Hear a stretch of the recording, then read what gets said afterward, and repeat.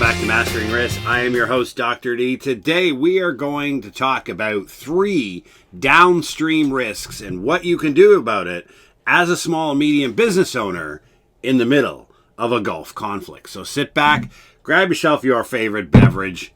Let's get at her. All right, and welcome back to the show. We just did an episode before on a bunch of things that, had you put them in place, the shock effect to your small and medium business would not have been severe.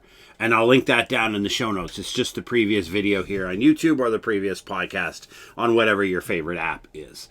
Today, what I want to talk about is the downstream effects. What is likely to occur in the short to medium term in the environment in which your small and medium business, your SMB, operates. Now, when we talk about the environment, if you follow us here, we understand, and we hope to help you understand, that you're actually in control of very little as to what goes on around you. We all have passionate opinions about the world, politics, economics, business, regulatory frameworks, governance structures in the world. We all have passionate, real, amazing opinions that we would love to go on forever about, but they're really immaterial. They don't matter because they don't influence the actual conditions. So success in risk management is always about first understanding that there is so little that you actually control. But what you do control is consequential and important, and that's what happens inside your business. So it's not about what's happening in the environment around you. It's about understanding it, foreseeing it, planning for it, scenario planning for it, practicing for it, and then implementing your strategy to address it when it happens. So the number one thing is you're going to see short to medium term price fluctuation. Depending on the industry you're in, a lot of industries have some type of safety stock. And we talked about it last week, about a safety stock being that in warehouse or close to accessible inventory that you keep of your inputs for whatever product you make, that gives you a bit of a buffer on fluctuation, both on the price side and the volume side. And we're going to see those two effects in the next 0 to 6 months. You're going to see price fluctuations because transportation and overall logistics end-to-end costs are going to spike. They're going to spike because the price of oil has gone up, which follows down to the price of diesel, which moves everything in our society. You're seeing much higher risk premiums on trans-ocean shipments and some rail shipments to a certain degree. So you're going to see the landed costs of your goods are going to have a spike. That may be short term as the globe reorganizes and redistributes some of its major inputs, some of its energy sources, to be able to, even if it stabilizes at a higher price level, the price fluctuations itself should be the lead indicator. The lag indicator, the one that's coming in about 3 months, is going to be inventory problems. And this is going to be from the fact that your inventory is probably a product itself that has its own inputs, right? So if we go back to the idea that I spoke about on many podcasts of the 5 widget thing, you make some item, be it this cup here, and it has 5 inputs. One of those inputs is a product of several other inputs that somebody else makes for you.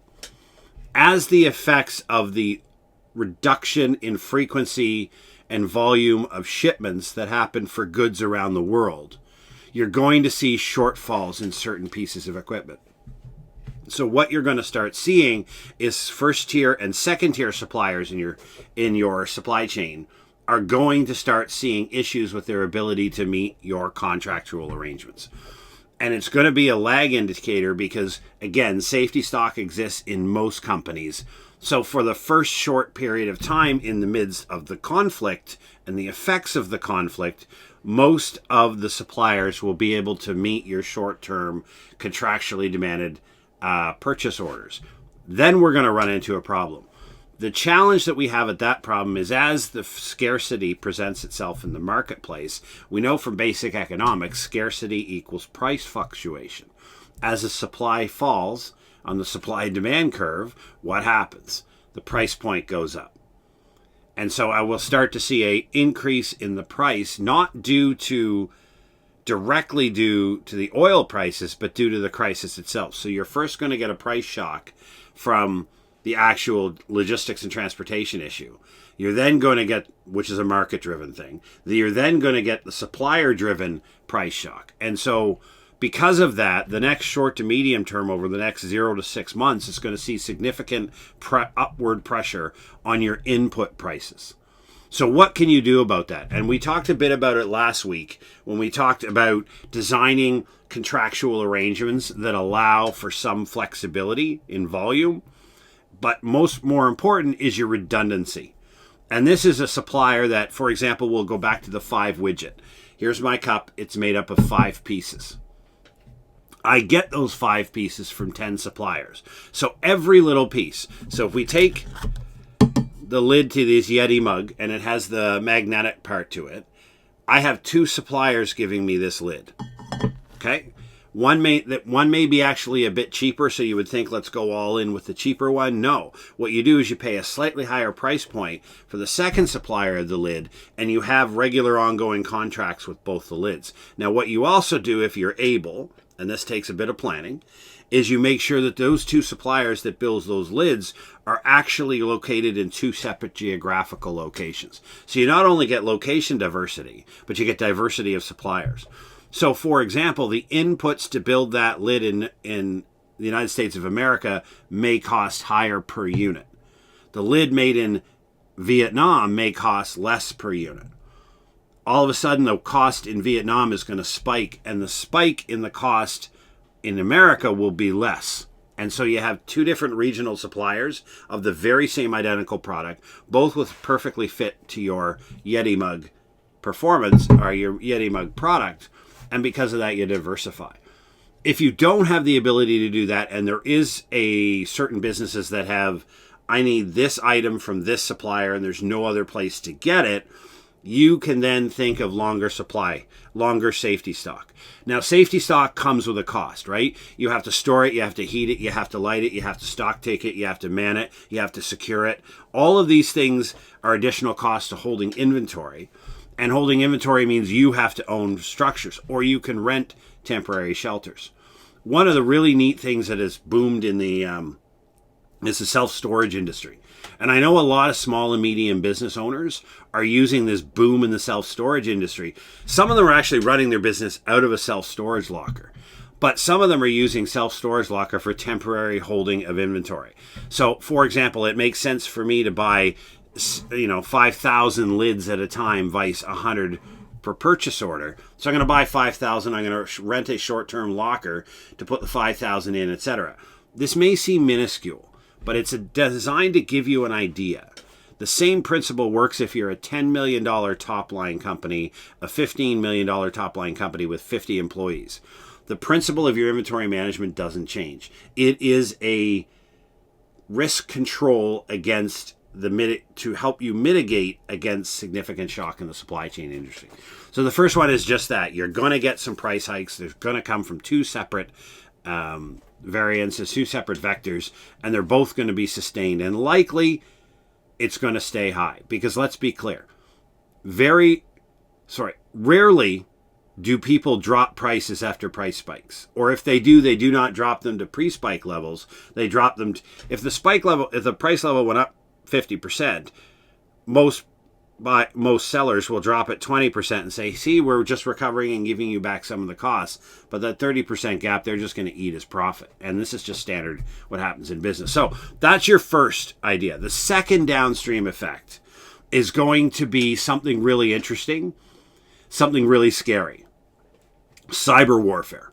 And what I mean about this is during the Ukraine conflict, there was significant effort from the Russian side and the Ukrainian side as well, but mainly from the Russian side in the beginning, to conduct cyber warfare against critical infrastructure. So if we think about critical infrastructure as those 10 sectors that keep society running, so water, health, grocery, manufacturing, food, transportation, distribution, energy and utilities, cell phone communications, all those systems that keep a modern city running, those are all critical infrastructure. And so in the Iranian conflict, the United States of America has been open, and Ukraine and the Iranians have been trying in their part to conduct offensive cyber operations. What we're seeing now is we're getting playbooks written.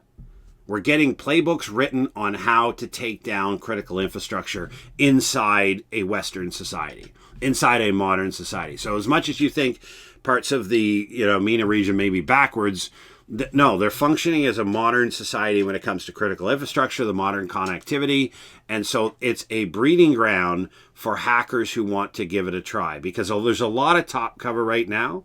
So if you wanted to try hacking critical infrastructure as a fun thing to do as a hacker, right now you have an open playing field. You can get in there and start hacking around in Iran, and nobody's going to notice you.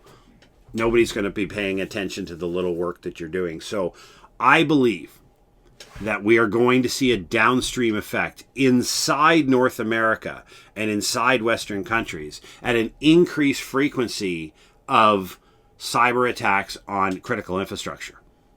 Now, there's a whole bunch of things, and we've got some future show on cyber infrastructure or cyber security against outside hacking against your critical systems. We've got that episode coming up in a little bit. But when we talk about critical infrastructure, we got to remember you may not own it, and you probably don't. I run a small and medium business. I don't own critical infrastructure, but what we're doing here today is not possible unless I have access to critical infrastructure.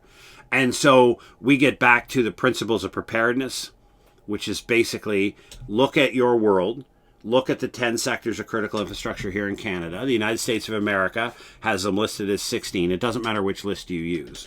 Some places they're called lifelines. Pick your nomenclature, it doesn't matter. And lay out what your business, how you operate. This gets back to our key messages. The number one thing you need to do as a small and medium business owner to understand risk management is to first map your business left to right. And what that allows for is to set each and every step that happens in your business. You put your operational flows across it, which is the flow of material and the flow of information. And then you put the cyber map on top of that. And when you complete that exercise, you have a visualization of your home game, to use a sports analogy. If you're a sports fan, you know in your home game you have to win. You must win your home games if you want to win the championship.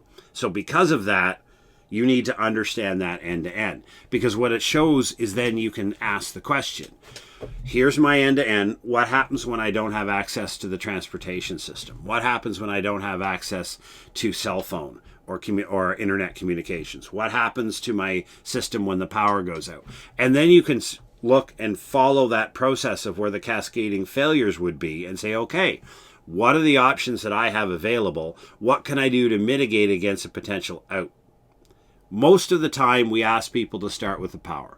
The power is a critical one. It's the first one, and it usually causes a cascading failure of other sectors of critical infrastructure.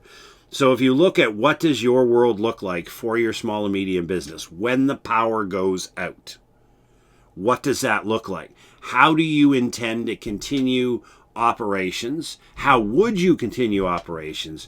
Could you continue operations? And how long would it take you to recover? A lot of these are similar questions if you've ever had a business continuity management system built or a business impact analysis, a BIA done on your parts of your business. A lot of this sounds very similar. But the point is if we cascade this down and you ask those questions, you now understand, I know as a system what my business looks like when some nefarious actor goes and hacks this piece of critical infrastructure that I rely upon. Does your business require access to fresh water?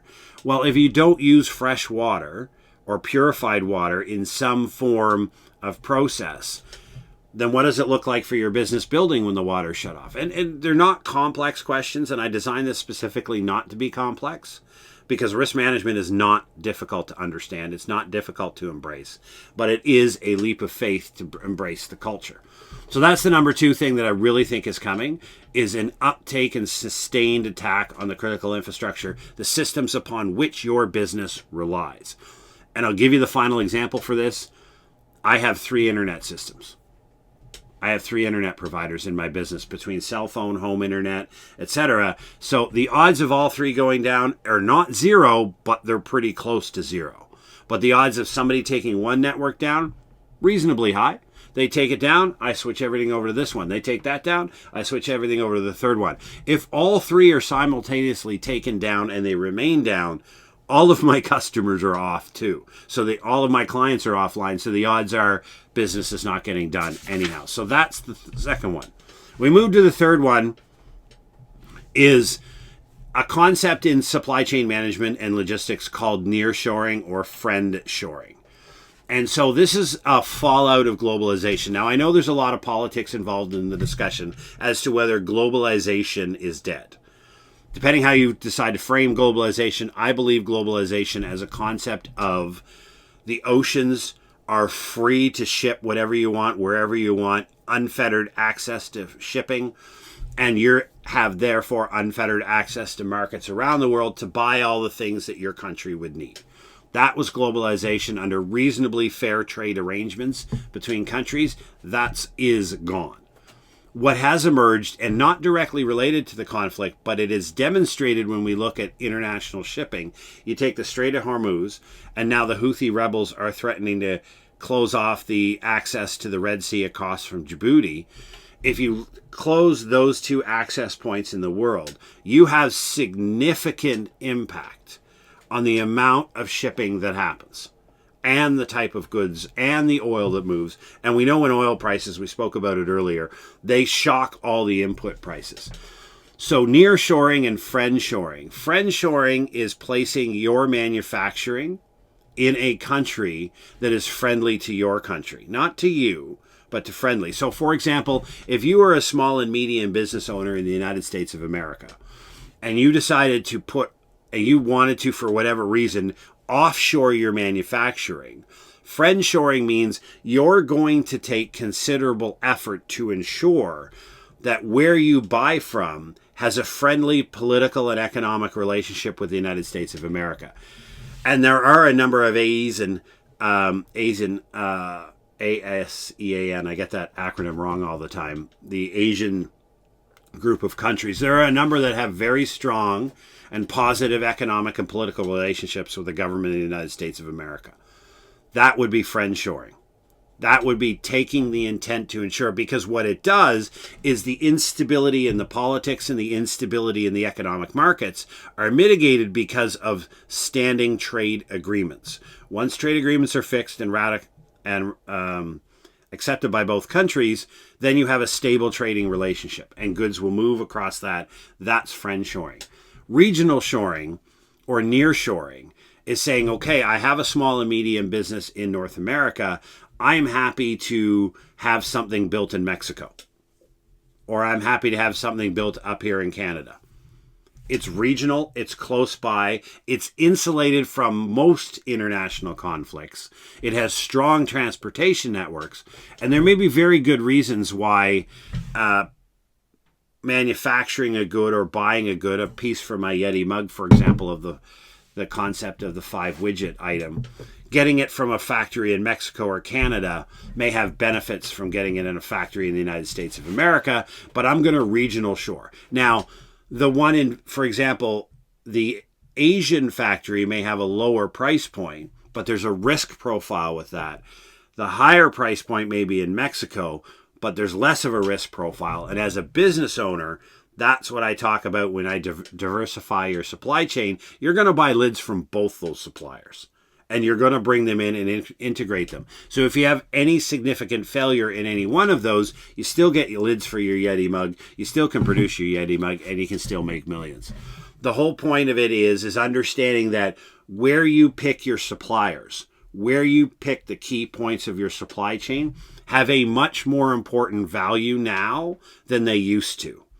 Understanding politics and economics in arrangements and international agreements and positioning are more important than the dollar value economic bottom line per unit price point landed cost that you can get. Most of the time under globalization, landed cost, you could put FOB in California, for example.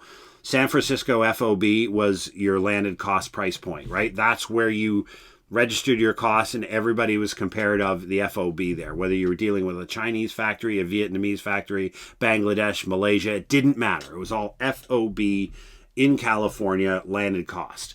Now, that is always going to be important, but it's not as important. And I would argue secondary now to the political and economic relationship between the government of the country you're operating in and your government of the country you're in, and the state of that arrangement before you enter into any type of significant purchase arrangement with the supplier. So hopefully today, these three elements, these three ideas that we laid out, showing you what is coming in shocks. So you're likely to recap, you're likely to get a two-part price shock, one from the immediate input and then a later one from the scarcity input. So you're going to get two price shocks.